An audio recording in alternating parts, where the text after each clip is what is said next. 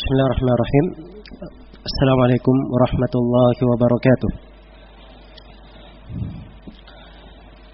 Innal hamdalillah nahmaduhu wa nasta'inuhu wa nastaghfiruh wa na'udzu billahi min shururi anfusina wa sayyiati a'malina. May yahdihillahu fala mudilla lahu wa may yudlil fala hadiya lahu. Asyhadu an la ilaha illallah wahdahu la syarika lahu وأشهد أن محمدا عبده ورسوله يا أيها الذين آمنوا اتقوا الله حق تقاته ولا تموتن إلا وأنتم مسلمون يا أيها الناس اتقوا ربكم الذي خلقكم من نفس واحدة وخلق منها زوجها وبث منهما رجالا كثيرا ونساء واتقوا الله الذي تساءلون به والأرحام إن الله كان عليكم رقيبا يا أيها الذين آمنوا اتقوا الله وقولوا قولا سديدا يصلح لكم أعمالكم ويغفر لكم ذنوبكم ومن يطع الله ورسوله فقد فاز فوزا عظيما أما بعد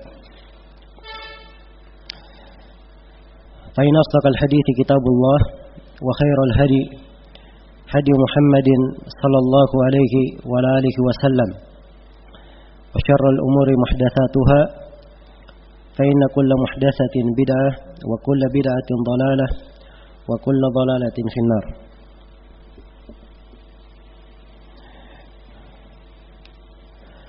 معاشر الإخوة والأخوات rahimani wa rahimakumullah.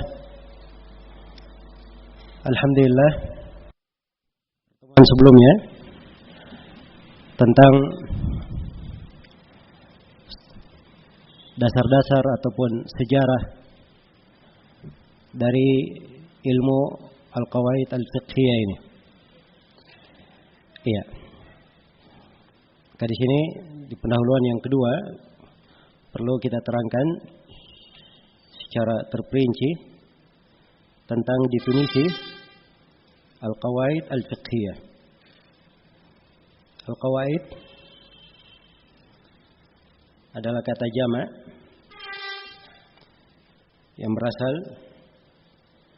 dari bentuk tunggal al-qaidah, disebut dengan al-qaidah.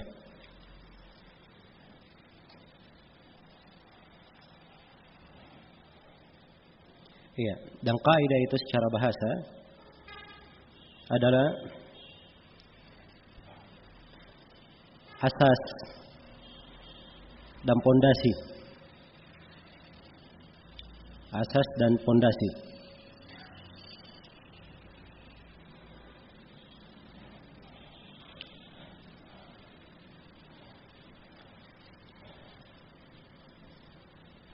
Itu definisi kaidah secara bahasa. Sudah diserap ke dalam bahasa Indonesia disebut dengan nama kaidah. Ya. Dan kaidah ini kalau dari akar bahasa Arab itu artinya adalah asas, dasar, pondasi, dan disebut kaidah. Dan secara istilah kaidah itu adalah hukmun kulliyun tandariyu tahtahu masailu syatta fi abwabin mutaaddidah.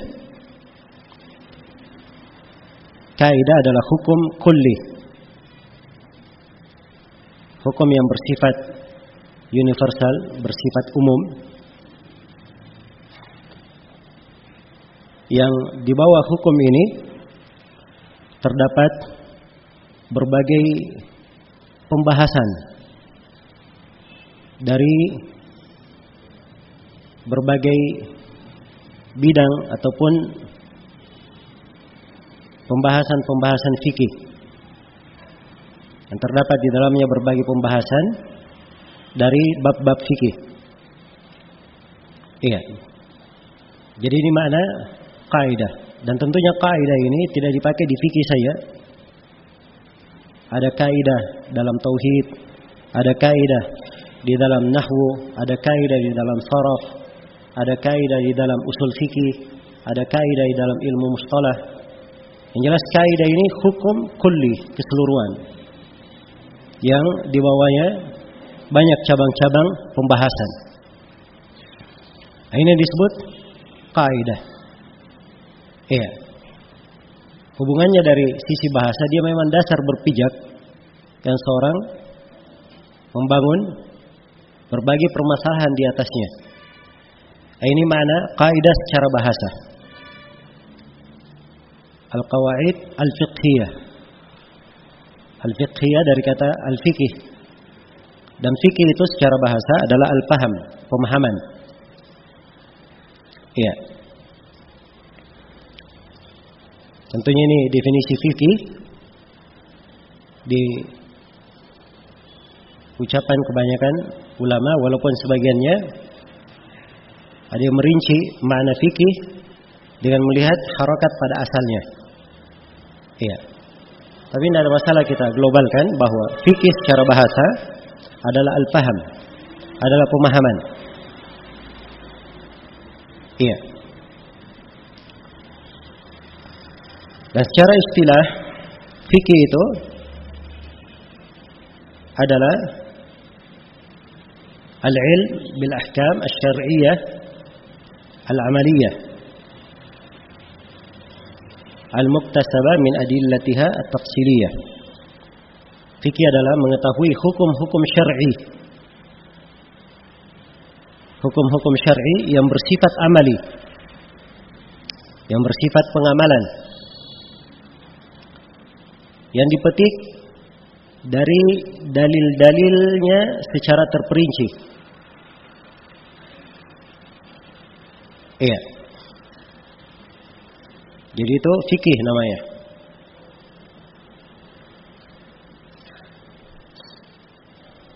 Seorang mengenal kewajiban salat. Iya. Dia sampai kepada mengenal hukum bahwa salat itu adalah wajib dengan mengetahui dalil-dalil tentang kewajiban salat. Misalnya firman Allah, wa aqimus shalah, tegakkanlah salat. Sabda Nabi sallallahu alaihi wasallam, bunyal Islamu ala khamsin, Islam dibangun di atas 5 pondasi, dan salah satunya wa iqamis shalah, menegakkan salat. Jadi dari dalil-dalil terperinci ini dia mengetahui bahwa hukum salat adalah apa? Adalah wajib. Ini yang disebut dengan apa? Dengan fikih. Iya. Baik. Jadi kalau kita membahas tentang al-qawaid al-fiqhiyah, kaidah-kaidah fikih, maka tentunya setelah kita mendefinisikan fikih itu, iya, pada dua katanya, kata kaidah dan kata fikihnya, ya. Dan di sini pembahasan kita adalah bersambung al-qawaid al-fiqhiyah, tentang kaidah-kaidah fikihnya, kaidah-kaidah fikihnya. Iya. Baik. Jadi kalau kita masuk ke dalam pembahasan kaidah-kaidah fikih sudah, berarti kita akan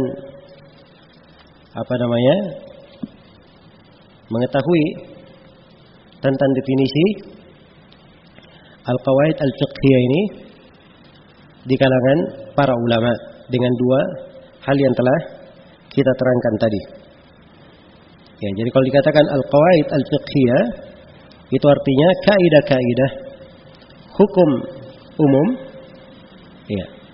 Jadi hukum kulli, hukum syar'i kulli, hukum syariat yang bersifat kulli, keseluruhan, bersifat universal, mencakup segala hal, iya, yang seluruh permasalahan cabang kembali kepadanya. Yang pokok atau kebanyakan masalah cabang kembali kepadanya. Jadi pembahasan kaidah ini berkaitan dengan kebanyakan masalah. Iya, karena itu di kaidah fikih dia hukumnya adalah hukum aglabi, hukum kebanyakan. Bukan bersifat hukum pasti seluruhnya. Namun para ulama mendefinisikan dengan kata seluruhnya, ya karena umumnya yang keluar dari kaidah itu diperkecualikan, dan yang diperkecualikan dianggap tidak ada hukumnya. Ya, hanya saja kadang ada perkecualian. Kadang ada perkecualian. Iya. Di dalam sebuah kaidah. Dan insyaallah taala nanti di rincian pembahasan kaidah-kaidah dari 36 kaidah yang akan dipaparkan oleh penulis, kita akan melihat iya, bagaimana penggunaan dan makna kaidah-kaidah fikih ini lebih terang lagi. Baik, jadi ini pembahasan tentang definisi qawaid al-fiqhiyah, definisi kaidah-kaidah fikih. Nah, kemudian yang perlu saya terangkan juga di sini sebagai pendahuluan bahwa para ulama membagi kaidah fikih itu menjadi beberapa bagian. Ini pembagiannya ditinjau kepada ya, beberapa hal. Nah, tinjauan yang pertama, kaidah fikih kalau dibagi dari sisi cakupan kaidah itu. Ya. Kaidah fikih kalau ditinjau dari sisi cakupan kaidah tersebut, kaidah fikih bisa dibagi menjadi 3. Yang pertama ada namanya qawaid kubra. Ada kaidah-kaidah terbesar. Iya. Sebab ini kaidah-kaidah terbesar dalam ilmu kaidah fikih ini bercabang lagi di bawahnya kaidah-kaidah yang lainnya. Dia kaidah pokok. Masih bercabang lagi di bawahnya berbagai kaidah yang lainnya. Karena itu, ya, sejumlah ulama menamakannya dengan nama qawaid kubra. Iya. Dan qawaid al-kubra ini ada 5. Ada 5 kaidah disebutkan oleh sejumlah ulama. Iya. Dan 5 kaidah ini semuanya akan disinggung oleh penulis. Iya, kecuali satu kaidah disinggung secara langsung oleh penulis, kecuali satu kaidah. Mana dari kaidah itu disinggung oleh penulis dalam cabang-cabangnya. Hanya saja satu kaidah dari 5 ini tidak disinggung secara langsung oleh beliau. Jadi ada 5 kaidah penting. Yang pertama, kaidah yang disebut oleh Suyuti dan lainnya dengan nama al-umur bimaqasidiha. Perkara-perkara itu tergantung maksudnya. Iya. Ini kaidah terbesar di antara 5 kaidah terbesar. Ya, sebab di bawah kaidah ini masih bercabang lagi kaidah-kaidah yang lainnya. Masih bercabang lagi di bawahnya berbagai kaidah. Iya. Dan insyaallah taala kita akan rinci pembahasan kaidah ini pada tempatnya. Ya, dan ini akan disebut oleh penulis di kaidah yang pertama. Kemudian kaidah yang kedua dari kaidah terbesar adalah al-yaqin la yazulu bisyak. Keyakinan tidak akan hilang dengan keraguan. Iya. Ini juga akan disinggung oleh penulis rahimahullah. Iya. Di dalam ucapan beliau nanti, wa tarji'ul ahkamu lil yaqini fala yuzilu syakkun lil yaqini. Nah. Kemudian kaidah yang ketiga berbunyi al-masyaqqa tajlibu at-taysir. Iya. Hal yang memberatkan itu mendatangkan kemudahan. Nah, baik, ini saya sebut dengan penyebutan keumumannya di kalangan ulama, walaupun nanti saya akan rinci ada penyebutan yang lebih afdalnya. Iya, dan ini disinggung juga oleh penulis nanti di ucapan beliau, wa min qawaidis syari'ati at-taysiru fi kulli amrin nabahu ta'sir. Akan datang nanti di lantunan bait-bait syair beliau. Kemudian kaidah yang keempat, ad-darar yuzal. Bahaya itu dihilangkan. Iya. Bahaya dihilangkan. Nah, ini kaidah tidak disinggung secara langsung oleh penulis. Tapi makna dari kaidah ini ada. Makna dari kaidah ini ya, ada di dalam cabang-cabang kaidah yang disebutkan oleh penulis. Ada beberapa cabangnya, kita akan terangkan insyaallah pada tempatnya. Kemudian yang kelima adalah kaidah al-'adah muhakkamah. Bahwa kebiasaan ya, suatu kebiasaan yang sudah berlaku umum itu adalah hukum yang berlaku. Nah, ini juga kaidah pokok dan insyaallah taala penulis akan menerangkan khusus dalam ucapan beliau, wal 'urfu ma'mulun bihi idza warad hukmun min asy-syar'i syarif lam yuhad. Akan beliau jelaskan nanti. Baik. Jadi ini 5 kaidah disebut sebagai kaidah-kaidah apa? Kaidah terbesar. Iya. Sebab iya, kebanyakan dari hukum-hukum syariat itu berputar di atas apa? 5 kaidah ini. Ya. Karena itu pada penjelasan 5 kaidah ini insyaallah taala kita akan menguraikan ya, maknanya dan kita uraikan cabang-cabang atau kita singgung beberapa cabang yang terpecah dari kaidah agar supaya kita memahaminya dengan baik. Kemudian yang kedua, ya, pembagian yang kedua kalau dilihat dari sisi cakupan kaidah fikih, ya, yang kedua kaidah itu dibagi ini yang keduanya ya. Yang kedua ada yang disebut dengan nama qawaid sughra, kaidah-kaidah kecil. Iya. Dia juga kaidah fikih. Hanya saja cakupannya lebih sempit daripada yang sebelumnya. Lebih sempit daripada yang sebelumnya. Bahkan sebagian dari kaidah ini adalah cabang dari kaidah sebelumnya. Makanya disebut kaidah apa? Qawaid sughra, kaidah-kaidah kecil. Iya. Nah, seperti kaidah at-tabi' tabi'. Ya, si pengikut adalah pengikut. Ya. Ini akan datang nanti ya. Tentang hukum pengikut. Ya, bahwa dia kadang berbeda hukumnya dengan yang merupakan asal. Iya. Nah, dan ini akan disebut oleh Syekh nanti di dalam ucapan beliau, wa min masailil ahkami fit taba' yathbutu la idza istaqalla fa waqa. Akan diterangkan di syair itu, akan datang kita uraikan pada tempatnya. Nah, kemudian yang ketiga ada disebut kaidah khusus.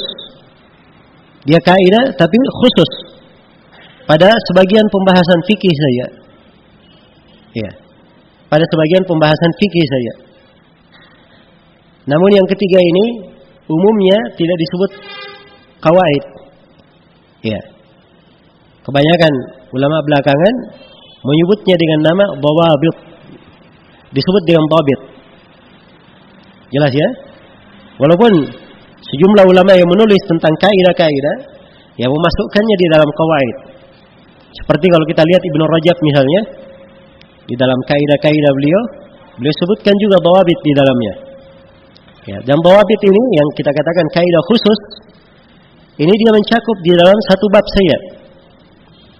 Hanya pada satu permasalahan saja. Dan semua masalah iya, yang dikaji di dalamnya. Jadi dia kalau dijelaskan, dia hanya terkait dengan satu bab. Contoh misalnya, kaidah al-jahlu bit-tasawi kal-ilmi bit-tafadul. Iya. Ini kaidah dalam pembahasan riba saja. Kaidah dalam pembahasan apa?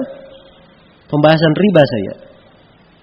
Bahwa orang yang tidak mengerti adanya kesamaan atau dia jahil tentang kesamaan, itu dalam hukum riba sama saja dengan orang yang mengerti ada tambahan. Ya, biasanya kan di hukum riba orang yang mengerti menambah itu riba kan? Ya. Tapi orang yang tidak paham, orang yang jahil adanya kesamaan, ya, tentang kesamaan sama atau tidaknya dia tidak tahu, itu sama kalau dia mengerti adanya tambahan dari sisi hukum riba, semuanya dihitung riba. Baik, ini kaidah, tapi hanya berlaku di dalam apa? Dalam satu bab saja, di pembahasan riba saja. Baik, jadi ini pembagian kaidah fikih terbagi menjadi berapa? Terbagi menjadi 3. Dilihat, ditinjau dari sisi apanya? Dari sisi cakupannya. Ini pembagian yang pertama. Pembagian yang kedua, pembagian kaidah fikih ditinjau dari dalil dan sumbernya. Iya. Pembagian kaidah fikih ditinjau dari dalil dan apa? Sumbernya. Kalau kaidah fikih itu ditinjau dari dalil dan sumbernya, kaidah fikih bisa dibagi menjadi 2. Bisa dibagi menjadi berapa? Menjadi 2. Iya. Yang pertama ada kaidah fikih yang dipetik secara nas, diambil dari nas. Iya. Apakah itu dari nas hadits? Iya. Seperti misalnya sabda Nabi, al-kharaj bid-dhaman. Hasil dari sebuah barang itu didapatkan oleh seseorang karena dia telah menjamin barang itu. Iya. Ini telah kita sebutkan. Oh, ini kaidah dari hadis. Jadi kaidah secara nas dari hadis Nabi sallallahu alaihi wasallam. Atau hadis Nabi la darar wa la dirar. Itu nas dari Nabi.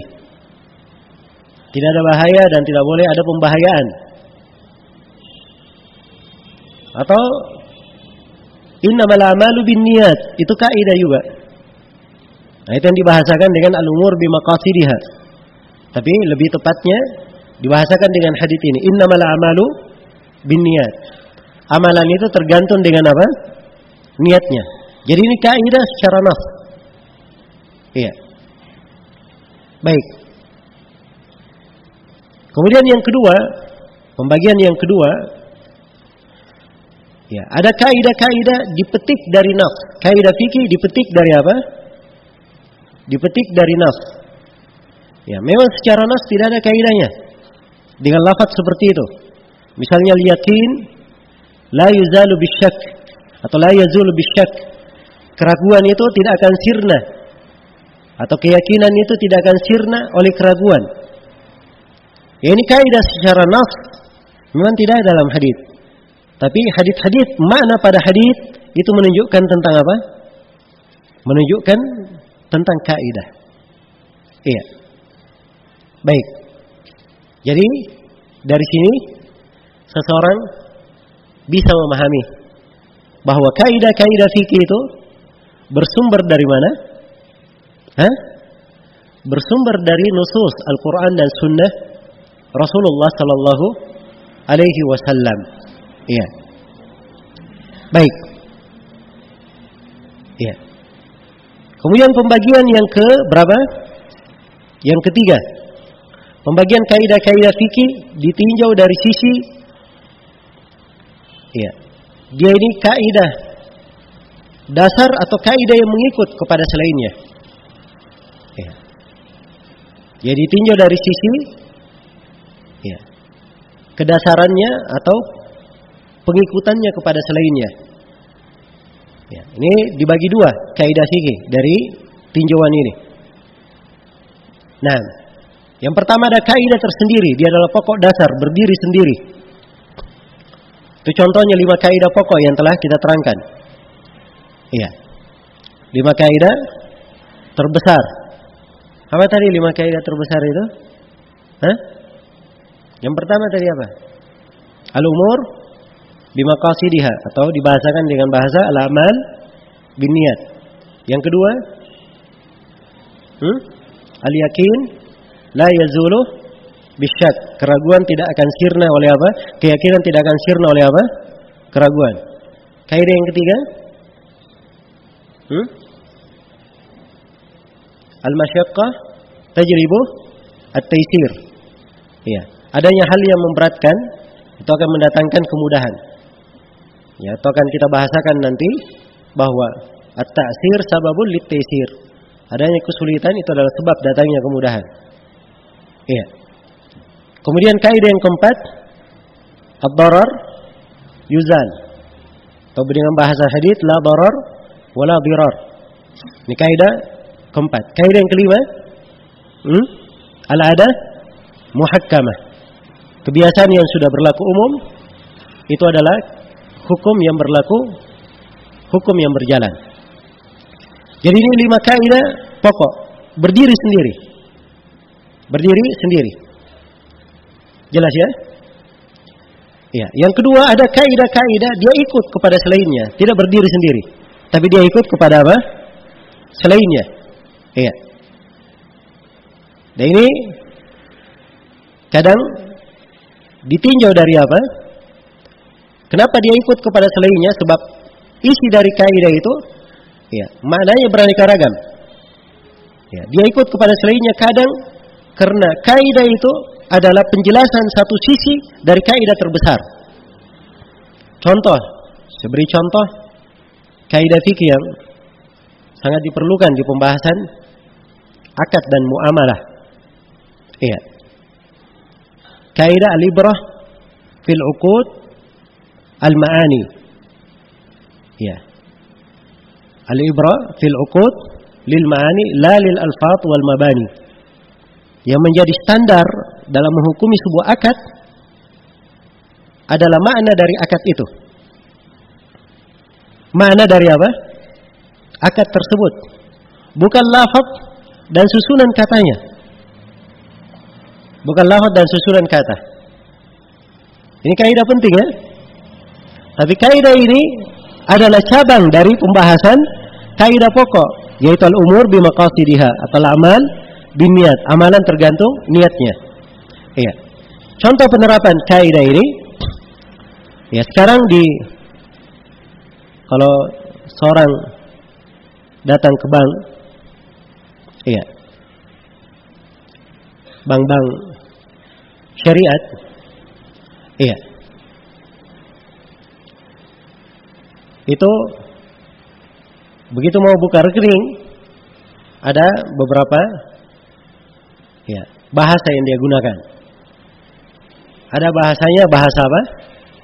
Wadi'ah, dan biasanya umumnya kebanyakan dibahasakan dengan bahasa apa? Wadi'ah. Jadi buka rekening ya. Misalnya dengan akad wadi'ah. Ya. Baik, wadi'ah itu apa? Wadi'ah itu adalah titipan. Nah, di hukum wadi'ah kalau dititip sesuatu itu tidak boleh digunakan oleh orang yang apa?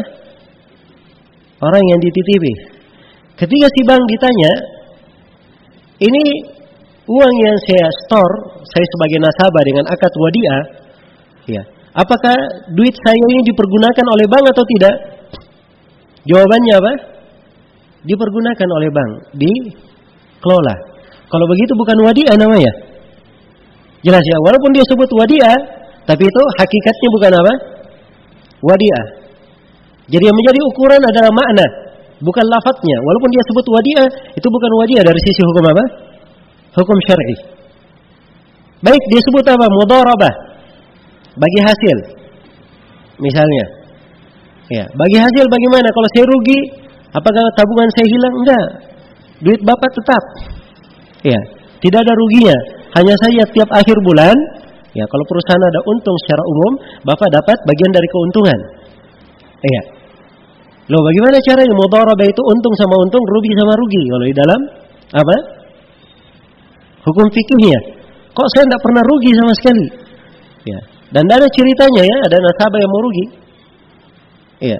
Dia simpan duitnya misalnya 1 juta, ya, bulan depannya berubah menjadi 500.000. Oh, kenapa? Dipakai oleh bank, rugi 500.000. Ya, kan itu nggak mungkin. Jadi kalau dikatakan mudharabah juga tidak benar. Jelas ya? Ya. Jadi yang benarnya di sini titipan di bank itu sebagai nasabah, apa nama yang benarnya? Yang benarnya namanya pinjaman, itu yang benarnya. Walaupun dia tidak sebut pinjaman, tapi dari hukum syar'i kita berikan hukum bahwa itu adalah qard, adalah pinjaman.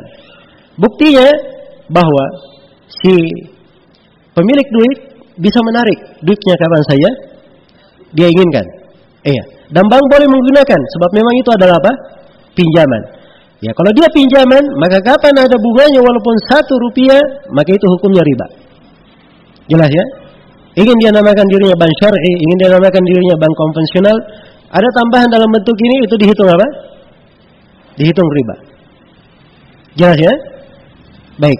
Ini satu contoh pembahasan. Jadi yang menjadi ukuran adalah apa? Adalah makna. Silahkan mau namakan wadi'ah, mau namakan mudharabah, mau namakan ini, mau namakan itu, silahkan. Ya, itu tidak penting di dalam apa? Ilmu fikih. Yang penting penggambarannya bagaimana akan diberikan ketentuannya, apa hukumnya dari sisi fikih. Karena itu kaidahnya yang menjadi ukuran lafadznya. Apa yang menjadi ukuran adalah makna dari akadnya, bukan lafadz, bukan ucapan. Sama sekarang bunga, mau dinamakan bunga, mau dinamakan bagi hasil, mau dinamakan tunjangan, mau dinamakan ini dan itu, tidak ada bedanya. Namanya riba adalah riba, walaupun dinamakan dengan 1000 jenis nama. Sebab yang menjadi ukuran adalah apa? Yang menjadi ukuran adalah makna, bukan nama yang menjadi ukuran. Ya, ini kaidah termasuk kaidah yang bermanfaat. Tapi kaidah ini adalah cabang dari kaidah pokok. Kaidah pokoknya apa? Al-amal binniyat. Amalan itu tergantung apa? Tergantung niatnya. Jelas ya? Baik. Jadi sekali lagi ada kaidah cabang seperti ini. Dia ikut kepada selainnya. Dia ikut kepada selainnya karena dia menjelaskan sudut dari kaidah pokoknya. Nah, yang kedua ada yang kadang ikut kepada selainnya, tapi dia menjelaskan sebuah syarat atau sebuah ketentuan. Sebuah ketentuan. Seperti akan datang nanti. Ya. Penulis menyebutkan kullu mahdurin ma'ad darurah biqadri ma tahtajuhu ad-darurah. Setiap larangan kalau ada darurat, ya. Misalnya ada hal yang dilarang, diharamkan, ya, tetapi itu dibolehkan karena darurat, maka pembolehannya itu sekadar keperluan saya, sekadar hajat saya. Seorang darurat harus makan bangkai, iya, harus makan bangkai, maka dia makan seperlunya saya untuk mengangkat daruratnya. Jelas ya? Dia dapat bangkai ayam misalnya 1 ekor. Ya. Kalau dia makan paha ayam bangkai ini sudah cukup untuk melakukan perjalanan sehingga dia sudah akan mendapatkan makanan yang halal, maka dia hanya makan seperlunya saja. Jelas ya? Maka kaidah ini hanya memperjelas kadar atau syarat dari kaidah pokok di pembahasan darurat. Iya. Baik. Kemudian di antara kaidah, ya, ada yang ikut kepada selainnya, ya, karena dia berkaitan dengan perkecualian. Iya. Berkaitan dengan apa?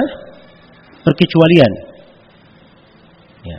Kalau disebutkan misalnya kaidah umum tentang segala suatu hal yang diharamkan, ya, maka hal yang diharamkan ini diperkecualikan darinya perkara yang darurat. Maka hal yang darurat itu perkecualian dari kaidah namanya. Perkecualian dari kaidah. Karena itu akan datang nanti kaidah, ya, yang dirangkai oleh penulis dalam ucapannya wala muharramun ma'tirari. Ya, dan tidak ada yang disebut haram itu kalau di kondisi darurat. Ini yang disebut oleh para ulama darurat tubihul mahdurat. Perkara yang darurat itu membolehkan hal-hal yang diharamkan. Iya. Hal-hal yang dilarang. Baik, jadi ini pembagian kaidah fikih ditinjau dari sisi apa? dia berdiri sendiri atau ikut kepada selainnya. Ya. Ikut kepada selainnya. Baik. Kemudian pembagian yang keempat. Ya. Kaidah fikih dibagi ya. Ditinjau dari apakah kaidah ini disepakati oleh para ulama atau tidak. Kaidah fikih dibagi menjadi 4. Yang pertama ada kaidah fikih disepakati oleh seluruh madhab.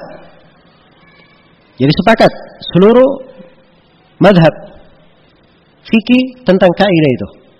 Seperti 5 kaidah pokok. 5 kaidah terbesar yang kita sebutkan tadi. Ini kaidah disepakati di seluruh madhab. Jelas ya? Yang kedua ada kaidah yang disepakati di kebanyakan madhab. Kalau ada silang pendapat sedikit. Tapi kebanyakan madhab sepakat tentang kaidah-kaidah tersebut. Iya. Dan ini ada beberapa jumlah kaidahnya. Kalau Ibnu Nujaim di dalam Asbah wan Nadhair dia pilih ada 17 kaidah. As-Suyuti menyebutkan 40 kaidah. 40 kaidah. Jadi ada kaidah yang disepakati oleh kebanyakan. Iya. Kemudian yang ketiga ada kaidah. Ya. Ada kaidah itu silang pendapat di kalangan para ulama, silang pendapat. Di kalangan para ulama. Nah, ini akan datang ya juga contoh-contohnya. Kemudian yang keempat ada kaidah itu silang pendapat di satu madhab. Di madhab tertentu. Misalnya kaidah dipakai di kalangan ulama Malikiyah. Tapi di kalangan ulama Malikiyah sendiri mereka berbeda pendapat tentang kaidah tersebut dipakai atau tidak. Iya. Baik. Jadi ini pembagian kaidah fikih ditinjau dari sisi apakah disepakati atau tidak kaidah tersebut. Baik. Dengan ini saya sudah membagi kaidah fikih menjadi berapa bagian? 4 bagian. Ditinjau dari sisi cakupan kaidah, yang kedua ditinjau dari sisi dalil dan sumbernya, dan yang ketiga ditinjau dari sisi apakah dia bisa berdiri sendiri atau dia kaidah mengikut. Kemudian yang keempat ditinjau dari sisi kaidah ini disepakati atau tidak. Ya, ini 4 pembagian. Sengaja saya uraikan di sini supaya secara umum kita ada gambaran tentang bagaimana kaidah-kaidah fikih itu di kalangan para ulama. Iya. Baik. Kemudian di sini setelah kita mengetahui tentang pembagian-pembagian kaidah, maka muncul pembahasan yang ketiga. Iya. Pembahasan yang ketiga, kaidah fikih itu hujjah atau tidak? Iya. Hujjah atau tidak? Nah, jadi ini penting untuk diketahui. Ya. Sebab kadang sebagian ulama ada yang memberi fatwa, memberi jawaban dalam sebuah masalah, dia sebut kaidah fikih. Jadi kaidah fikih berbunyi begini misalnya. Jadi secara umum kaidah fikih ini hujjah atau tidak? Iya. Ini sebenarnya pembahasan yang ketiga ini jawabannya akan dimaklumi kalau kita mengerti pembagian kaidah-kaidah fikih itu tadi. Iya. Jadi global jawaban apakah kaidah fikih itu hujjah atau tidak, jawabannya kalau kaidahnya adalah berasal dari nas, misalnya dari hadits atau dari ayat Al-Qur'an, maka di sini kaidahnya dianggap apa? Dianggap hujjah, sebab kaidah yang diucapkan itu adalah dalil dari Al-Qur'an dan dalil dari apa? Hadits. Baik. Iya.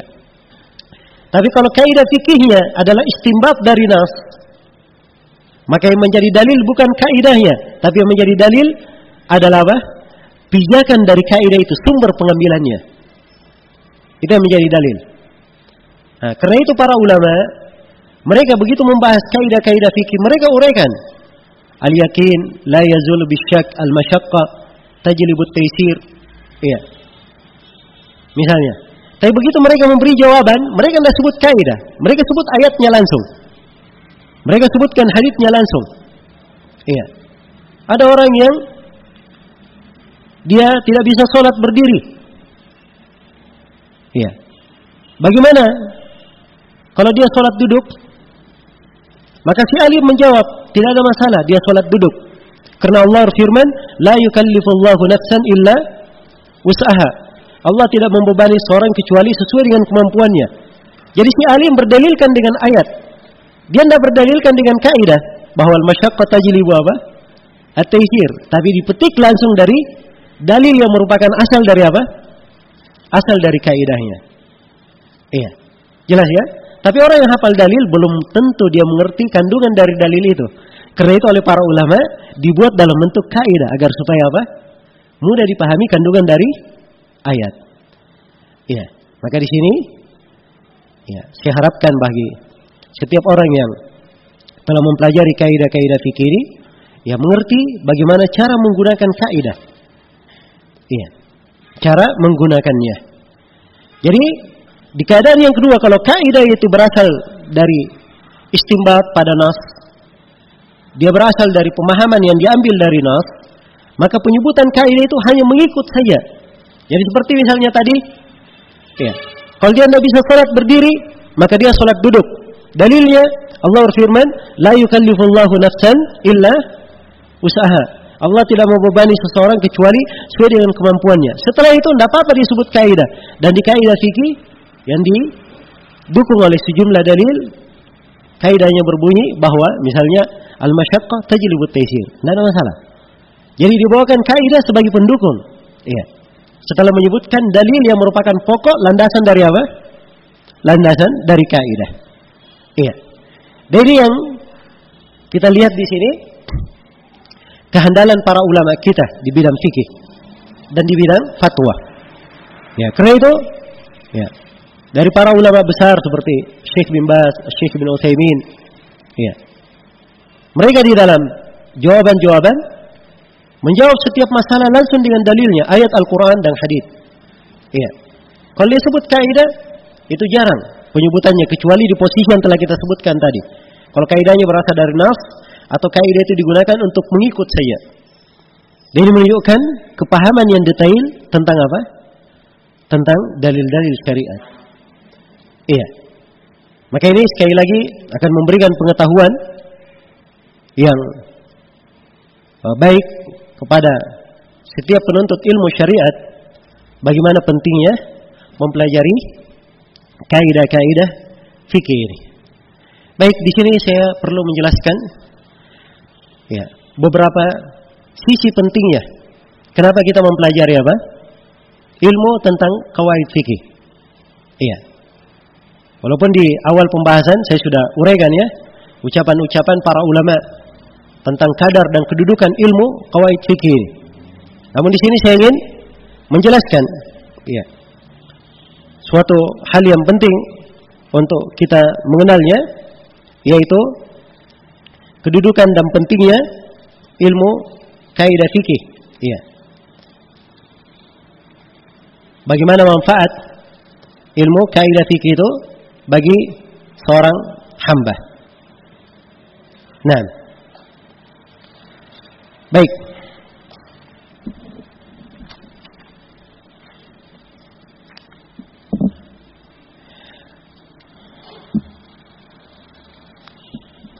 Tentunya kalau kita berbicara tentang masalah manfaat mempelajari ilmu kaidah-kaidah fikih, ya manfaat sangat banyak sekali. Ya, hanya saja di sini kita akan menyinggung ya di antara manfaat terbesarnya.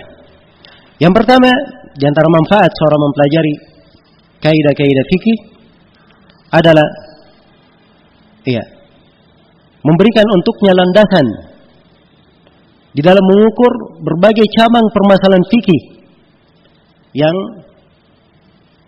terpisah-pisah penyebutannya, yang berpencar tempatnya di buku-buku fikih itu. Iya. Ya, kalau orang ingin menghafal cabang masalah, itu banyak sekali cabang-cabang pembahasan. Iya. Dan cabang pembahasan fikih tidak ada habisnya. Tidak ada habisnya.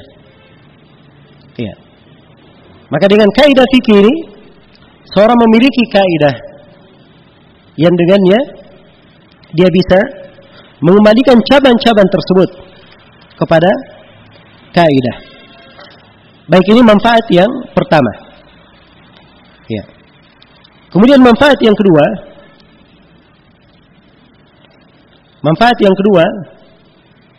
bagi seseorang yang mempelajari ilmu qawaid fikih, ya, ini akan memudahkan seseorang itu untuk memahami ilmu fikih secara keseluruhan. Ya. Akan memudahkan seorang mempelajari ilmu fikih secara keseluruhan. Jadi kalau dia masuk mempelajari ilmu fikih, ya, setelah itu dia pahami tentang kaidah-kaidah fikihnya, maka apa yang dia pelajari dari ilmu fikih itu akan menjadi apa? Menjadi sangat kuat sekali. Akan terangkai. Ya, berbagai pelajaran yang kandungan maknanya terpisah-pisah terangkai di dalam kaidah-kaidah fikih tersebut. Ya. Dan dari sini saya mungkin ada yang bertanya, seorang di dalam mempelajari fikih itu, yang mana yang dia dahulukan? Dia mempelajari kaidah-kaidahnya dulu, kaidah-kaidah fikihnya dulu, atau dia langsung masuk mempelajari ilmu fikihnya? Iya. Jawabannya bahwa dua-duanya boleh. Ingin dia dahulukan fikihnya dulu kemudian kaidah, atau dia ingin masuk di kaidah dulu kemudian fikih, itu juga adalah hal yang boleh. Sebab memang dua hal ini saling diperlukan. Saling diperlukan. Iya. Kemudian yang ketiga dari manfaat, iya, mempelajari ilmu tentang qawaid fikih ini adalah memberikan kepada seseorang malakah fikhiyah, memberikan kepada seorang kejiwaan fikih, iya, sehingga ia mampu membedakan, ya, berbagai permasalahan-permasalahan yang ada di dalam pembahasan fikih, iya, dan dia bisa memahami pembahasan-pembahasan tersebut dengan pemahaman yang tepat, iya, dengan pemahaman yang tepat. Jadi tatkala ia, ya, telah memiliki malakah fikhiyah, ya, dengan memahami kaidah-kaidah ini, apa saja dari masalah yang terjadi, iya, dia mampu untuk menguraikan masalah-masalah tersebut, ya, memberikan apa kedudukan atau apa hukum yang cocok untuk masalah tersebut. Ya, karena itu kita lihat, ya, di masa sekarang ini, ya, kita semua mengetahui bahwa banyak masalah yang terjadi. Kejadian-kejadian tidak pernah terjadi di masa sebelumnya. Iya. Kejadian-kejadian tidak pernah terjadi di masa sebelumnya. Seperti transaksi melalui internet misalnya. Iya. Ini contoh, ya, di masalah muamalah. Atau contoh misalnya di peradilan. Ya. Pembuktian dengan rekaman suara atau rekaman video. Apakah ini diterima atau tidak? Ya, ini tidak ada sebelumnya. Atau contoh misalnya di pembahasan nikah. Ya. Bayi tabung itu apa hukumnya? Bayi tabung itu apa hukumnya? Ya. Dan sebelumnya tidak ada bayi tabung. Jelas, ya? Nah. Ya. Dan diketemukan, subhanallah, para fuqaha di masa ini, para ulama di masa ini, ahli fikih, ya, memberikan bagaimana ketentuan dan hukum di masalah-masalah yang baru terjadi itu. Ya. Dari mana mereka bisa menentukannya? Padahal sebelumnya tidak ada nas. Sebelumnya tidak ada apa? Tidak ada nas. Ya, ini karena mereka memiliki suatu malakah di dalam fikih dengan mempelajari kaidah-kaidah fikih itu. Jadi mereka punya ilmu tentang kaidah-kaidah fikihnya, ya, dan mereka kenal, ya, rincian ilmu fikih itu secara mendetail, dan mereka juga punya ilmu usul fikihnya. Sebab ini tiga hal, ya, yang harus terkumpul pada seorang ahli ijtihad, sehingga dia bisa berijtihad pada apa? Sebuah masalah yang baru terjadi. Iya. Jika sudah berkumpul 3 hal ini pada dirinya, akan memudahkan dia melihat masalah-masalah yang baru terjadi. Ya, perkara-perkara yang baru terjadi. Nah, dan disinilah pentingnya dan bagaimana kedudukan para ulama itu di tengah umat. Iya. Kemudian di antara manfaat mempelajari ilmu qawaid fikih ini, ini akan memudahkan seseorang untuk kokoh di atas pembahasan fikih, lurus jalannya. Tidak kontradiksi. Sebab orang yang tidak memiliki kaidah tidak memiliki qawaid fiqhiyah, tidak punya pengetahuan tentang kaidah-kaidah fikih, itu akan terlihat kontradiksi pada jawaban-jawabannya, pada rincian-rincian dia memaparkan masalah, karena memang tidak memiliki landasan yang kuat berpijak. Tidak memiliki landasan yang kuat untuk berpijak. Berbeda dengan orang-orang yang mempelajari ilmu tentang kaidah-kaidah fikih tersebut. Kemudian di antara manfaatnya juga bahwa kaidah-kaidah fikih ini itu dirangkai oleh para ulama dengan bahasa yang ringkas, ringan, yang mudah untuk diingat. Sehingga kalimat yang ringkas ini, mudah diingat ini akan menjadi dasar di dalam mengukur dan di dalam menimbang.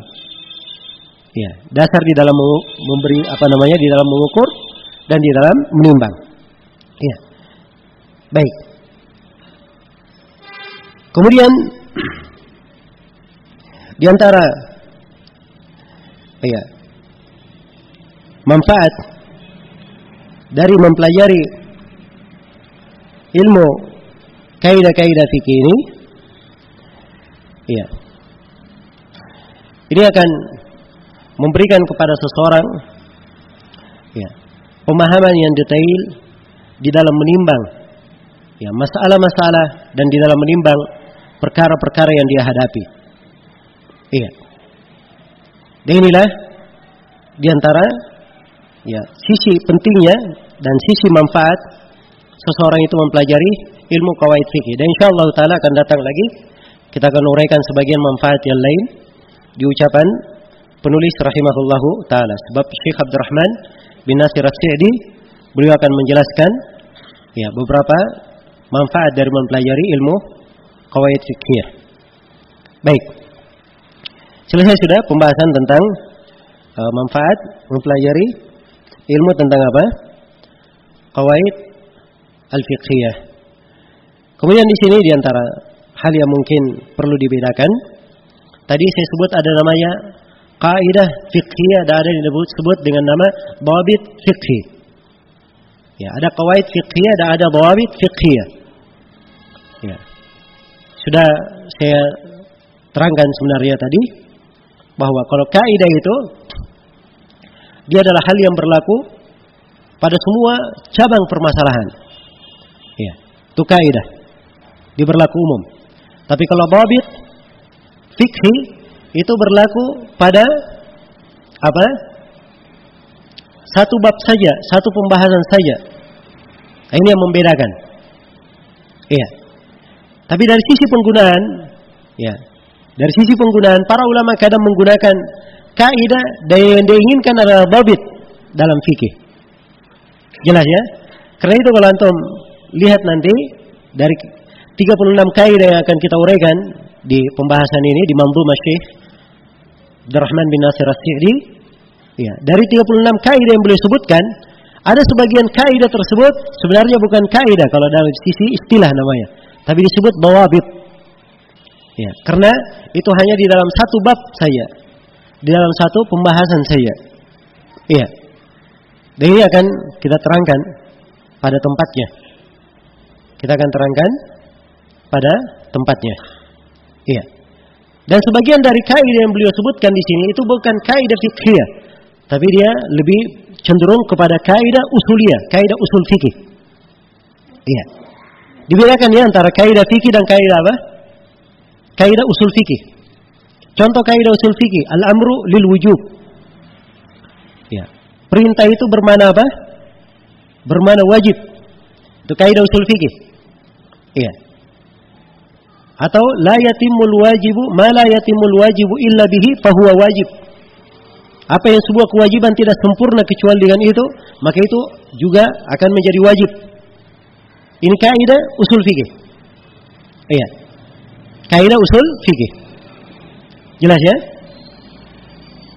Ya, dan sebagian dari kaidah ini disebut nanti oleh Syekh rahimahullah, dan itu cocoknya masuk di qawaid usuliyah, bukan di qawaid fiqhiyah. Cocoknya masuk di kaidah-kaidah usul fikih, bukan di kaidah-kaidah fikihnya. Iya. Sisa mungkin ada yang bertanya, apa perbedaan kaidah usul fikih dan kaidah fikihnya? Ya, tentunya ada perbedaannya, dan perbedaannya banyak. Kalau kaidah usul fikih itu kaidah sudah ada sebelum cabang fikih ada. Iya. Sebelum cabang fikih ada. Jadi seorang kalau tidak tahu rincian hukum salat, hukum zakat, hukum haji, hukum puasa, ya. Tapi dia tahu kaidah fikih, kaidah usul fikih. Kaidah usul fikih itu bisa dia pelajari walaupun dia belum tahu apa rincian hukum salat itu tadi. Hukum zakat, hukum haji. Ya. Contoh misalnya perintah bermakna wajib. Ya. Ini kaidah usul fikih. Diambil dari sisi bahasa Arab, diambil dari konteks apa? Hadits Nabi sallallahu alaihi wasallam. Iya. Jelas ya? Bahwa perintah asalnya bermakna wajib. Iya. Dan ini tentunya iya, pendalilan di kalangan para ulama ahli usul fikih. Jadi perbedaan dari sisi yang pertama, kalau kaidah usul fikih dia sudah ada dahulu. Iya. Sudah ada dahulu, kemudian cabang-cabang fikih. Nah, berbeda dengan kaidah apa?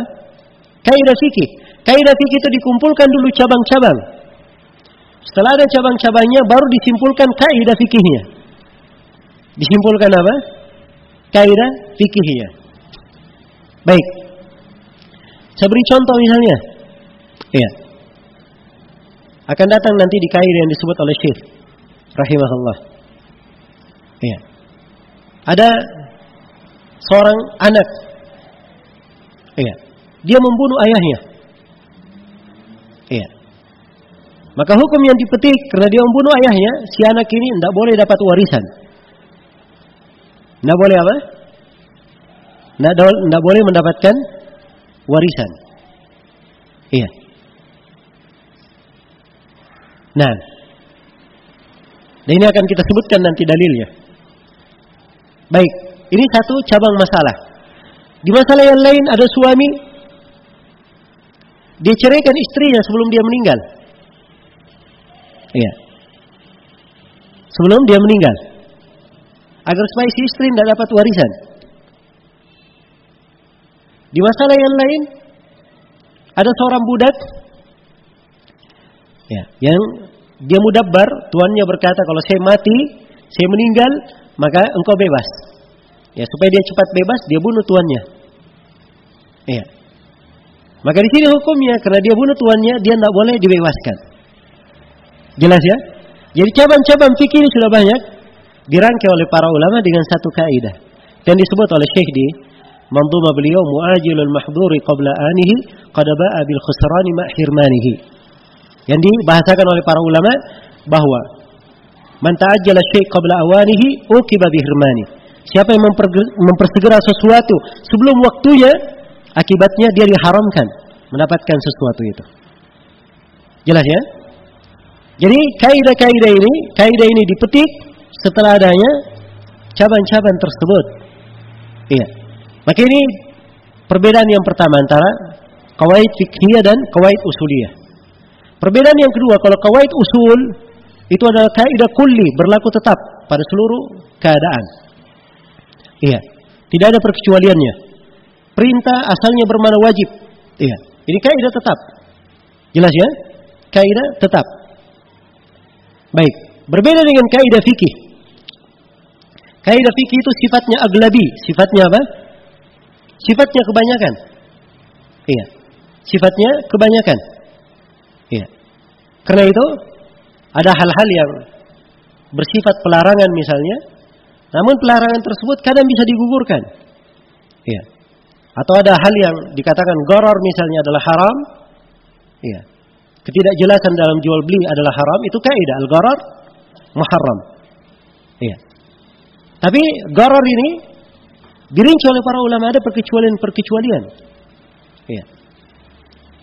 Contoh misalnya, kalau gorornya itu pada sesuatu yang ikut pada apa yang dia beli. Dia beli rumah.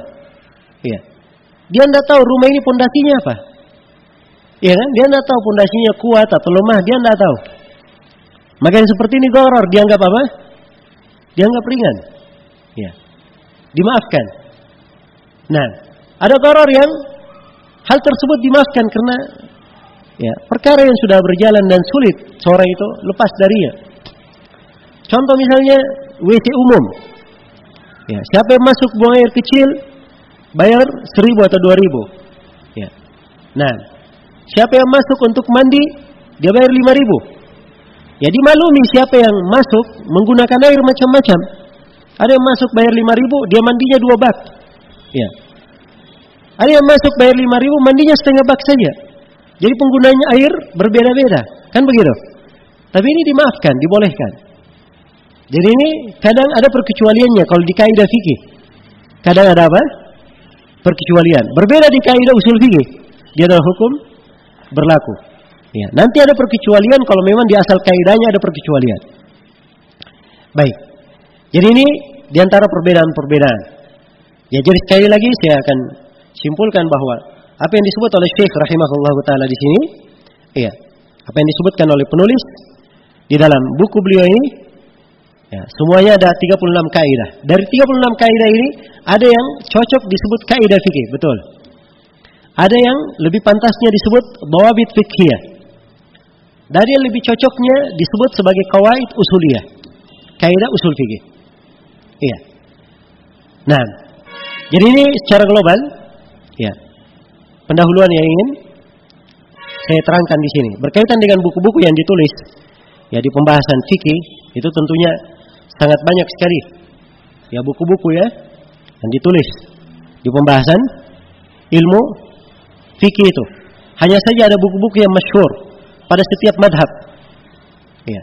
Dan madhab fikih itu, ya, umumnya ada 4 madhab yang terkenal: madhab Hanafi, madhab Maliki, madhab Syafi'i, dan madhab apa? Hanbali. Ini 4 madhab. Iya. Di madhab Hanafi, dan tentunya sebagaimana yang telah kita terangkan tadi, bahwa orang-orang Hanafiyah di antara yang paling pertama menyusun buku tentang kaidah-kaidah apa? Kaidah-kaidah fikih ini. Orang-orang Hanafiyah. Karena itu tulisan-tulisan mereka di dalam kaidah fikih, ya, sangat banyak. Nah, dan di antara buku mereka yang masyhur adalah Al-Ashbah wan Nadhair karya Ibn Nujaym, ya. Dan mereka ada apa namanya? Buku yang lain yang disebut dengan nama Usul Al-Karhi. Ya, sebab ini adalah dari awal-awal buku yang ditulis di pembahasan apa? Ilmu kaidah-kaidah fikih. Ya, di madhab Malikiyah juga ada banyak buku. Di antara yang paling masyhurnya adalah buku, ya, Anwar Al-Buruq, ya, karya Al-Qarafi yang disebut dengan nama Al-Furuq. Ya, ini dicetak cetakan apa namanya terakhir, dicetak dalam 4 jilid. Ya, ini termasuk dari awal-awal buku yang ditulis dalam apa? Dalam kaidah-kaidah fikih. Nah, dan buku Al-Qarafi ini rahimahullahu taala ini banyak dijelaskan dan disyarah oleh para ulama kita. Iya, disyarah oleh para ulama kita. Nah, ya, dan saya ingat ketika apa namanya guru kami Syekh Abdullah Ibn Gudayyan rahimahullahu taala, semoga Allah merahmati beliau. Ya, beliau ketika mengajarkan buku ini Al-Furuq karya Al-Qarafi, ya, beliau mengajarkan, ya, sebenarnya beliau ajarkan 4 buku semuanya selama apa berselang-seling. Ya, dalam sebulan ada tiap pekannya berselang-seling beliau mengajarkan buku-buku tersebut. Beliau mengajarkan Al-Muwafaqat karya Asy-Syatibi, dan beliau mengajarkan Al-Furuq karya Al-Qarafi. Ya, beliau juga mengajarkan Al-Insaf. Ya, dan beliau juga mengajarkan buku Al-Izz bin Abdissalam yang disebut dengan nama Al-Qawaidul Kubra. Ya, nama lengkapnya Qawaidul Ahkam fi Masalihil Anam. Ya. Beliau ketika mengajarkan buku-buku ini, ya, beliau uraikan bahwa sekarang banyak orang yang terpelajar. Ya. Kadang dari sisi pelajaran kuliah dia sudah doktor. Ya. Tapi tidak pandai di dalam apa? Di dalam memberikan ketentuan-ketentuan hukum. Ya, tidak cermat di dalam penjelasan hukum-hukum. Sebab beda antara orang yang hanya ya, sekadar mengetahui ilmu tentang apa? Ya, tentang ya, satu masalah tertentu, hukum masalah ini dengan dalilnya, dan orang yang mengetahui tentang apa? Kaidah masalah tersebut. Ya. Berdasarkan kaidah-kaidah fikihnya. Ya, maka ini timbangannya akan berbeda di dalam menimbang. Berbeda di dalam memberikan jawaban. Ya. Karena itu akan datang nanti kita akan sebutkan di sebagian kaidah, khususnya kaidah yang berkaitan dengan maslahat dan mafsadat. Ya. Ini termasuk kaidah penting. Yang sebagian ulama kita berkata, kaidah ini kalau tidak dipahami oleh seseorang, dia akan bisa sesat dan menyesatkan orang lain. Iya. Dia bisa sesat dan menyesatkan orang lain. Karena itu beliau memandang pentingnya mengajarkan buku-buku tersebut. Iya. Dan memang yang hadir di majelis tersebut, ya banyak dari orang-orang yang di kuliahan, mungkin di tingkat menghadirkan doktor, ada yang menghadirkan S2 dan sebagainya. Iya. Dan Syekh rahimahullah ingin mendudukkan, ya, dan mengajarkan kepada murid-murid ini bagaimana ya, cara seseorang itu memahami fikih sebagaimana mestinya. Nah, sebagaimana mestinya. Dan ini perlu dipelajari, ya, dan perlu diambil sebagaimana yang diajarkan oleh para ulama kita. Ya. Sebab kalau seorang hanya sekadar membaca saja dan dia belajar satu sudut saja yang dia tidak pahami, ya, kemana arah dan sudut yang dia pelajari, maka ini kadang tidak memberikan manfaat yang banyak untuk dirinya. Ya, karena itu sekali lagi mempelajari tentang kaidah-kaidah fikih ini dari hal yang sangat penting. Ya. Baik. Kemudian di antara itu buku di kalangan ulama Malikiyah, ya. Ada buku juga di kalangan ulama Syafi'iyah, dan memang yang paling banyaknya di pembahasan kaidah-kaidah fikih itu adalah buku-buku di kalangan ulama Syafi'iyah. Ya, yang paling masyhurnya adalah buku As-Suyuti, ya, Al-Ashbah wan Nadhair. Walaupun di kalangan Syafi'iyah ada beberapa penulis dengan judul Al-Ashbah wan Nadhair. Ada karya Ibn Wakil, ada karya As-Subuki, ya. Dan juga di antara buku yang penting adalah Al-Mansur fil Qawaid karya Az-Zarkashi. Ya, juga buku Al-Izz bin Abdissalam, Qawaid Al-Ahkam. Ini di antara buku yang sangat penting sekali untuk seseorang itu mempelajarinya. Kemudian di mazhab Hanbali, ya, ada beberapa buku, ya. Yang paling masyhurnya adalah buku Ibnu Rajab. Ya, Al-Qawaid fil Fiqh Al-Islami. Ya, begitu judul yang masyhur, ya, dari buku Ibnu Rajab rahimahullahu taala. Nah, dan juga Ibnu Abdul Hadi, ya, Ibnu Mibrad, beliau menyebutkan 66 kaidah di dalam buku beliau Mughni Dawil Afham. Ini termasuk hal yang indah dan bagus ditulis oleh beliau di dalam buku itu.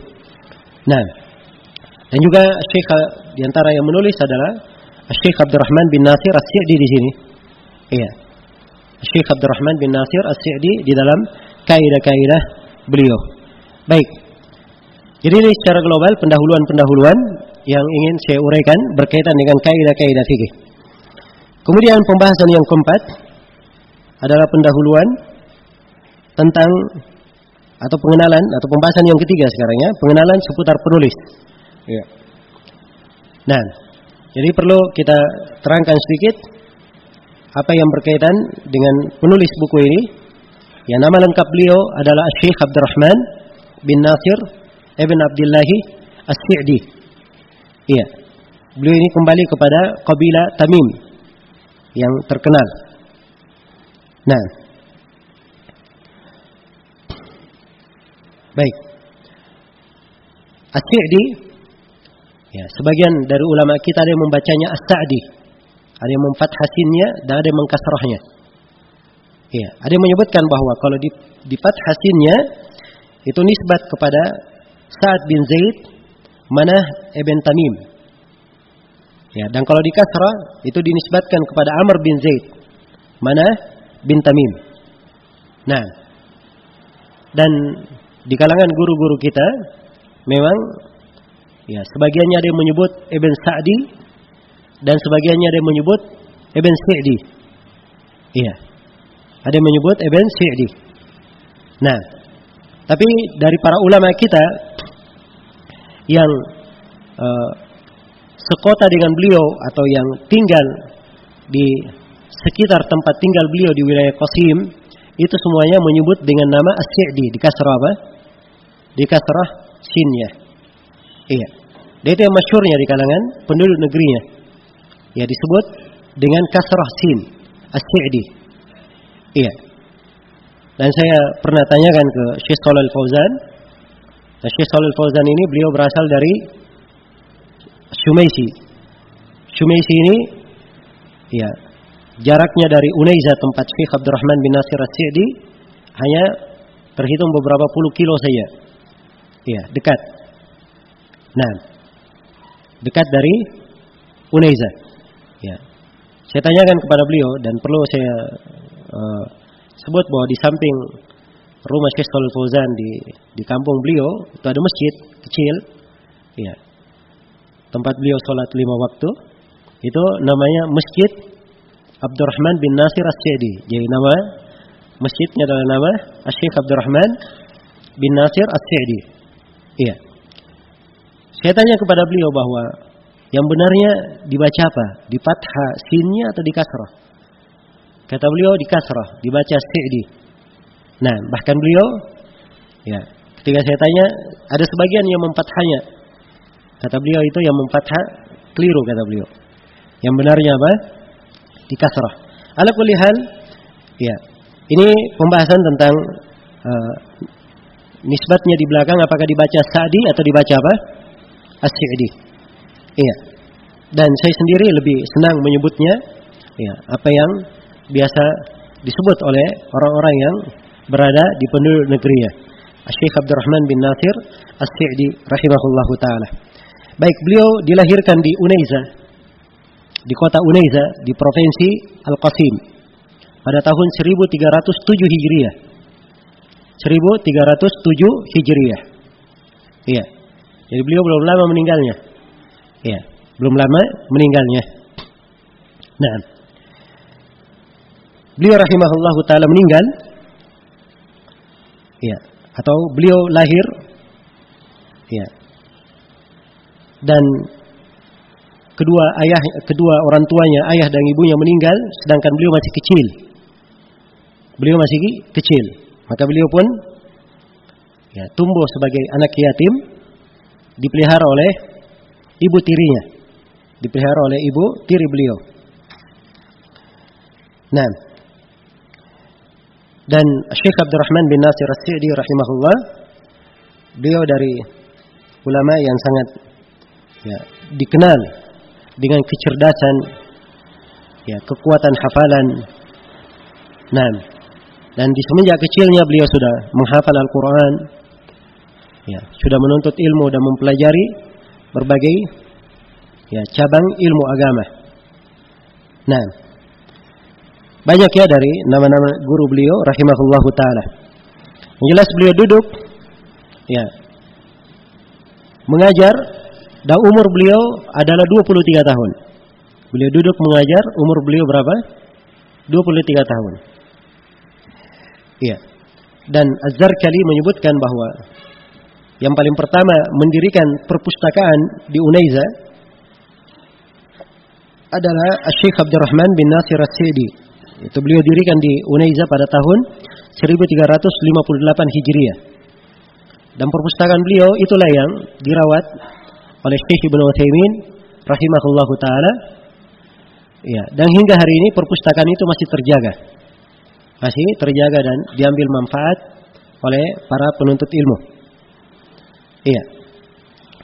Dan Syekh Abdurrahman bin Nasir As-Sa'di ya dimaklumi dari karya-karya beliau dan manfaat keilmuan beliau untuk manusia. Ya, beliau menulis ya lebih dari 30 kitab. Di antaranya adalah kitab Taisir Al-Karim Ar-Rahman. Ya, dalam tafsir Al-Qur'an. Tafsir beliau ini adalah masyhur, ya sudah dicetak puluhan kali, ya tersebar di kalangan para ulama dan para penuntut ilmu.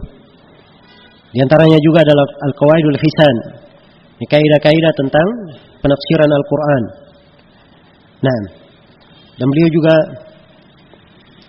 punya ya pembahasan-pembahasan di bidang fikih. Ya. Dan banyak buku yang beliau tulis di pembahasan akidah. Beberapa buku beliau tulis di pembahasan akidah. Ya, khusus berkaitan dengan masalah dengan ilmu kaidah-kaidah fikih, Syekh Abdurrahman bin Nasir As-Sa'di punya 3 tulisan dalam masalah kaidah-kaidah fikih. Ya, yang pertama ini manzumah beliau. Dan manzumah beliau ini beliau syarah. Beliau berikan penjelasan. Ya. Beliau berikan penjelasan ringkas. Ya, juga tercetak ya syarah tersebut. Ya. Buku beliau yang kedua adalah buku yang berjudul Al-Qawaid wa Usul Jami'ah. Ya. Wal Furuq wat Taqasim Al-Badi'ah An-Nafi'ah. Judulnya kaidah-kaidah dan dasar-dasar penting. Sedang disertai dengan perbedaan-perbedaan fikih dan taqasim, pembagian-pembagian. Ya, beliau sebutkan di dalam buku tersebut 60 kaidah dan dhabit, dan beliau sebutkan furuq dan taqasim yang banyak. Nah, ini bukunya ya sudah dicetak masyhur, dan belakangan ada syarahnya tercetak dari syarah Syekh Ibnu Utsaimin rahimahullahu taala. Kemudian di antara buku yang lain, yang ketiga yang beliau tulis dalam kaidah fikih, beliau meringkas buku Ibnu Rajab. Ya, jadi Ibnu Rajab punya buku di dalam kaidah fikih sebagaimana yang telah kita terangkan, itu diringkas oleh Syekh Abdurrahman bin Nasir As-Sa'di dengan judul Tuhfatu Ahli Talab. Ya. Dan ini buku beliau hingga hari ini diajarkan oleh para ulama, bahkan sebagian dari ahli fikih di masa ini ada yang menuliskan syarah untuk buku beliau. Nah, dan itu termasuk buku-buku yang penting di pembahasan kaidah-kaidah fikih. Ya, dan Syekh Abdurrahman bin Nasir As-Sa'di rahimahullahu taala, ya, beliau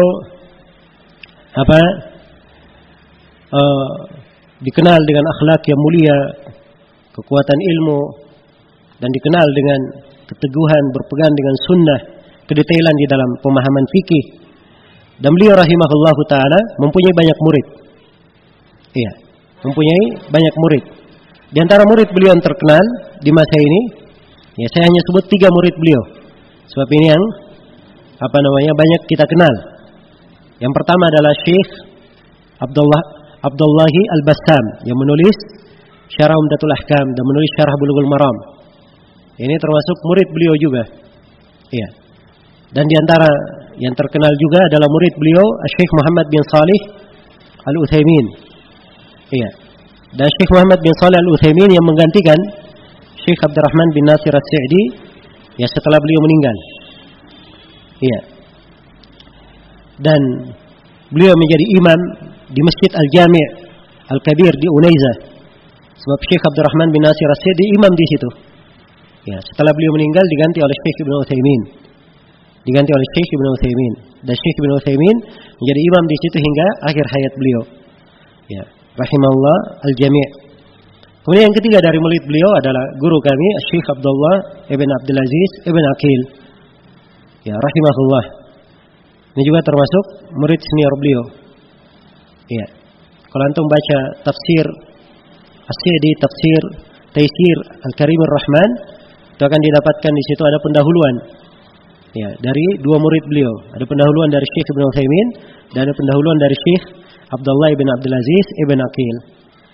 Nah, bahkan Syekh Abdullah bin Abdul Aziz bin Aqil ini termasuk murid yang sangat dekat dengan Syekh bin Abdurrahman bin Nasir As-Sa'di, dan beliau punya surat menyurat antara beliau dan antara Syekh Abdurrahman bin Nasir As-Sa'di, yang kemudian oleh Syekh bin Aqil dibukukan dalam sebuah buku. Ya, dibukukan dalam sebuah buku. Nah, baik. Jadi secara umum bahwa ini adalah beliau adalah seorang alim yang terkenal dan mempunyai ya jasa yang sangat besar ya untuk Islam dan kaum muslimin. Dan beliau meninggal di bulan Jumada al-Akhirah pada tahun 1376 Hijriah. Nah, baik. Jadi ini sekilas tentang biografi penulis rahimahullahu taala. Ya. Baik, kita akan mulai masuk membaca isi dari manzumah ini. Ya. Nah, ini di dalam mempelajari ya, ini perlu sedikit kesabaran. Ya. Perlu sedikit kesabaran. Ya, dan itulah ilmu agama. Sebab ilmu itu semuanya diperlukan apa? Kesabaran di dalamnya. Ya. Dan memang saya tahu bahwa mempelajari ilmu tentang qawaid fiqhiyah ini kadang disampaikan secara umum. Ini mungkin ya jarang ya didapatkan. Sebab biasanya diajarkan oleh para asatidzah di pondok-pondok pesantrennya, di majelis-majelis yang dihadiri oleh apa? Oleh ya murid-murid yang sudah bisa bahasa Arab. Ya, tapi di kesempatan ini insyaallah taala kita akan memudahkan pembahasan. Ya, saya akan memberikan contoh-contohnya supaya mudah. Ya. Inti dari pembahasan kita ya seperti yang saya sebutkan. Ya. Tentunya tidak semua orang yang mempelajari ilmu kaidah fikih kemudian dia keluar menjadi seorang ahli fatwa. Ya, atau seorang ahli ijtihad. Ya. Sudah pandai memberikan apa? Hukum sendiri, tidak. Tapi yang diinginkan adalah dia bisa mengukur masalah itu dengan timbangan apa? Timbangan yang benar. Kalau dia melihat para ulama berijtihad, dia tahu ijtihadnya itu bukan dibangun di atas khayalan. Ya, bukan dibangun di atas sangkaan, tapi ijtihadnya dibangun di atas ilmu, dibangun di atas kaidah-kaidah. Ya, dan ini penting untuk dipahami. Ya, dan dengan mempelajari ilmu kaidah fikih ini, seorang akan lebih pandai menghargai ilmu dan menghargai para ulama. Ya, akan lebih pandai menghargai ilmu dan menghargai para ulama. Nah, sebab di masa ini kita menemukan sejumlah manusia, nah, kadang sudah belajar menuntut ilmu, tapi dia tidak punya penghargaan terhadap ilmu agama, tidak pula punya penghargaan terhadap para ulama. Ya, dasarnya kenapa? Ya, karena kurang di dalam memahami ilmu-ilmu yang seperti ini. Iya, kadang kurang di dalam memahami ilmu-ilmu yang seperti ini, sehingga ya pendalilannya sembarangan, ya senangnya kadang menuduh orang dengan tuduhan yang tidak benar, ya macam-macam lah bahasanya yang digunakan, dan ini semuanya adalah hal yang dimaklumi, apalagi kita di masa sekarang ini banyak fitnah, banyak hal-hal yang membuat seseorang itu, ya kalau tidak kuat pondasi keilmuannya, ya akan terseret bersama derasnya banjir atau badai dari fitnah tersebut. Karena itu kalau seorang sibuk dan membentengi dirinya dengan pelajaran ilmiah, dengan kaidah-kaidah ilmiah, ya maka ini akan membuat kehidupannya stabil di atas kebenaran.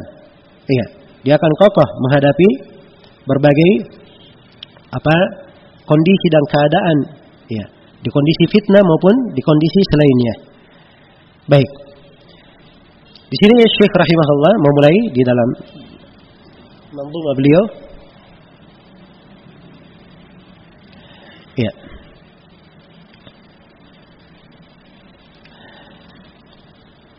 Kata beliau rahimahullahu taala, Bismillahirrahmanirrahim. Ya, di beberapa cetakan buku disebutkan basmalah di depannya. Ya, dan memang di selebaran yang kita bagikan ini tidak disebut basmalah ya di depannya. Ini luput untuk dicantumkan. Tapi harusnya disebutkan. Ya, karena di sebagian cetakan disebut. Bismillahirrahmanirrahim. Nah, dan memang ada dua pendapat di kalangan para ulama dalam menulis basmalah di depan syair-syair. Iya. Apakah di depan syair-syair itu ditulis basmalah atau tidak? Sebagian para ulama ada yang menganggap makruh hal tersebut. Ya, karena itu sebagian dari mandhumah ilmiah ada yang tidak ada basmalahnya.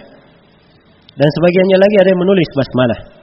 Dan ini yang lebih kuatnya bahwa disyariatkan menulis basmalah. Karena memulai penulisan itu berlaku umum pada basmalah pada pembicaraan biasa maupun dalam bentuk syair. Tidak ada perbedaan ya antara keduanya. Nah, baik. Bismillahirrahmanirrahim. Ya, kalau diterjemahkan dengan nama Allah Ar-Rahman yang Maha Pengasih, Ar-Rahim dan yang Maha Penyayang. Nah, Bismillah dengan nama al-isim di sini pakai ba ya. Iya. Dan mengukur ya, menimbang makna ba itu penting di dalam memaknai. Penting di dalam memaknai. Iya.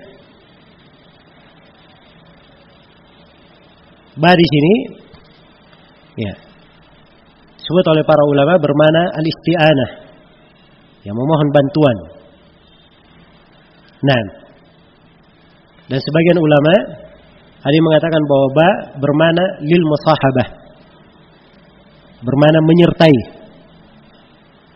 Ya, jadi kalau dia lil isti'anah itu diartikan ya saya memohon pertolongan dengan nama Allah. Iya. Saya memulai membaca manzumah ini atau mempelajarinya atau menulisnya atau yang semisal dengan itu. Jelas ya? Tapi kalau musahabah, misalnya dia membaca, saya membaca ya, dengan disertai penyebutan nama Allah. Iya. Dan tentunya mana yang pertama lebih kuat? Mana yang pertama lebih kuat? Nah, iya. Dan ini sekali lagi memahami huruf dan kata per kata di dalam fikih itu penting. Sebab ini timbangan di dalam mendetailkan makna. Iya. Timbangan dalam mendetailkan makna. Az-Zamakhsyari ya di dalam tafsirnya Al-Kasyaf dia tidak memanahi ba kecuali dengan makna lil musahabah. Bagi Az-Zamakhsyari tidak boleh bermakna al-isti'anah di sini. Kenapa? Sebab ini dilandasi oleh keyakinan dia yang rusak berkaitan dengan masalah takdir. Iya. Ya perhatikan ya, kenapa Az-Zamakhsyari memanahi dengan makna musahabah? Itu dibangun di atas penyimpangan dalam masalah akidah. Iya. Dibangun di atas penyimpangan dalam masalah akidah. Sebab kalau dikatakan mohon pertolongan, nah itu bertentangan dengan dasar kaidahnya orang-orang Mu'tazilah bahwa perbuatan hamba itu adalah perbuatannya sendiri, ciptaannya sendiri, bukan perbuatan Allah, bukan pula ciptaan Allah, bukan pula kehendak Allah. Jadi karena itu mereka mengatakan ini ba di sini adalah bermakna menyertai, bukan bermakna memohon pertolongan. Ya. Sebab kalau bermakna memohon pertolongan itu keluar sudah dari keyakinan mereka. Jelas ya? Baik, ini saya ingatkan agar supaya ya, kita mengetahui saja. Jadi kalau para ulama menjelaskan tentang makna-makna kalimat itu bukan pembahasan yang tidak ada faidahnya. Ada manfaatnya, kenapa mereka terangkan. Iya, bahkan kadang berkaitan dengan masalah-masalah detail seperti ini dalam masalah akidah. Jelas ya? Bismillahi dengan nama Allah. Isim adalah kata mufrad. Iya. Disandarkan kepada domir, ya, kepada lafdzul jalalah, kepada Allah. Ya, dan kaidahnya dalam ilmu usul fikih, dan ini akan disebut kaidahnya nanti oleh Syekh. Ya, wa mithluhul mudhafu wa mithluhul mufradu it yudhafu fafham khuditar rusyda ma yudhafu. Ya. Akan kita terangkan di situ bahwa sebuah isim kalau disandarkan dia diidhafakan, maka dia memberi makna umum. Memberi ifadah apa? Ifadah umum. Jadi bismillah dengan nama Allah. Itu kalau diartikan ya dengan menyebut seluruh nama Allah. Bukan satu nama saja. Isim kata tunggal ya, tapi ketika disandarkan dia bermakna umum. Ya. Jadi seluruh nama-nama Allah. Seluruh nama-nama Allah. Dan Allah lafdzul jalalah artinya al-ma'bud. Artinya yang diibadahi. Ya. Dengan penuh kecintaan, pengagungan, pembesaran dan pemuliaan. Ar-Rahman, Ar-Rahim. Ini dua nama berasal dari kata rahmat. Artinya yang maha merahmati. Ya, jadi kalau dari sisi akar katanya dalam bahasa Arab, maknanya sama. Ya, karena itu orang Indonesia juga mengartikannya dengan apa? Arti yang mirip. Dengan nama Allah yang maha pengasih lagi maha apa? Penyayang. Pengasih, dia pula yang penyayang. Penyayang, itulah pengasih. Kan sama. Ya. Karena Ar-Rahman dan Ar-Rahim ini berasal dari apa? Kata apa? Kata rahmat. Ya. Cuman Ar-Rahman itu cakupannya lebih luas daripada apa? Dari nama Ar-Rahim. Iya. Dari nama Ar-Rahim. Karena Ar-Rahman itu rahmat umum untuk seluruh makhluk. Untuk seluruh makhluk jin maupun manusia, kafir maupun muslim, semuanya mendapat bagian dari rahmat Allah Subhanahu wa taala. Nanti kata tidak karena rahmat Allah tidak mungkin ada orang kafir hidup di atas muka bumi ini. Ya, kalau Ar-Rahim itu rahmat khusus untuk orang-orang yang beriman. Ya. Karena itu nama Ar-Rahim hanya digunakan untuk orang-orang yang beriman saja dalam Al-Qur'an. Iya. Jelas ya? Dan memang dari sisi kaidah bahasa Arab, Ar-Rahman, Rahman itu dari 5 huruf. Ra, ha, mim, alif dan nun. Sedangkan Rahim itu dari 4 huruf saja. Ra, ha, ya dan apa? Mim. Dan kaidahnya dalam bahasa Arab, ziyadatul mabna tadullu ala ziyadatil ma'na. Adanya tambahan dalam bangunan kalimat itu menunjukkan tambahan di dalam makna. Menunjukkan tambahan di dalam makna. Karena itu, ya, di kalangan kebanyakan ulama bahwa Ar-Rahman cakupannya lebih luas daripada apa? Ar-Rahim. Nah, ini mana basmalah. Setelah itu penulis rahimahullahu taala ya, membuka pembahasan ya, manzumah ini dengan 10 bait syair. Dengan 10 bait syair. Ya, global dari 10 bait syair ini, yang pertama beliau sebutkan pujian kepada Allah Subhanahu wa taala. Ya. Dan beliau terangkan tentang nikmat-nikmat Allah, kemudian beliau bersalawat kepada Nabi sallallahu alaihi wasallam, ya, para sahabat, ya, dan keluarga beliau. Kemudian beliau terangkan ya, keutamaan dari ilmu agama dan ukuran ilmu yang bermanfaat. Setelah itu beliau jelaskan ya, manfaat dari ilmu agama itu. Kemudian beliau uraikan manfaat dari mempelajari kaidah-kaidah fikih. Ya. Setelah itu beliau uraikan bahwa